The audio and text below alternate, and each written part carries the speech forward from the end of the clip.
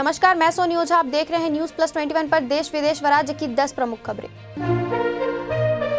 छत्तीसगढ़ में 2828 नए मामले सामने आए, तीनों मरीजों की मौत। कोलकाता में हर दूसरा व्यक्ति निकल रहा कोरोना संक्रमित, संक्रमण दर बढ़कर 53.1%। छत्तीसगढ़ के बलौदाबाजार जिले में रेलवे ट्रैक पार करते समय ट्रेन की चपेट में आए 3 युवक, तीनों की मौत। महज एक सप्ताह में 2 करोड़ किशोरों को लगा कोरोना का टीका, स्वास्थ्य मंत्री ने दी जानकारी। छत्तीसगढ़ में रविवार से फिर बारिश के बाद बढ़ेगी ठंड, पश्चिमी विक्षोभ के असर से पारा 5 से 6 डिग्री तक चढ़ा। आज हो सकता है यूपी और उत्तराखंड चुनाव का ऐलान, चुनाव आयोग की 3:30 बजे प्रेस कॉन्फ्रेंस। सिख विद्रोही अभियान का फायदा उठा सकते हैं कट्टरपंथी, छेड़ सकते हैं पंजाब को अस्थिर करने का अभियान। छत्तीसगढ़ में शादी करने जा रहे 2 नक्सलियों को माओवादियों ने ही उतारा मौत के घाट, जन अदालत लगाकर बेरहमी से मारा। राजस्थान में पीएम मोदी की लंबी उम्र के लिए महामृत्युंजय जाप, भाजपा कार्यकर्ताओं ने किया हवन। पीएम के बयान पर कांग्रेस नेता का तंज, वे पंजाब से जिंदा लौट गए लेकिन 700 किसानों को जिंदा घर नहीं लौटने दिया। ऐसे ही देश विदेश व राज्य से अपडेट रहने के लिए हमारे चैनल को लाइक और सब्सक्राइब करना ना भूलें।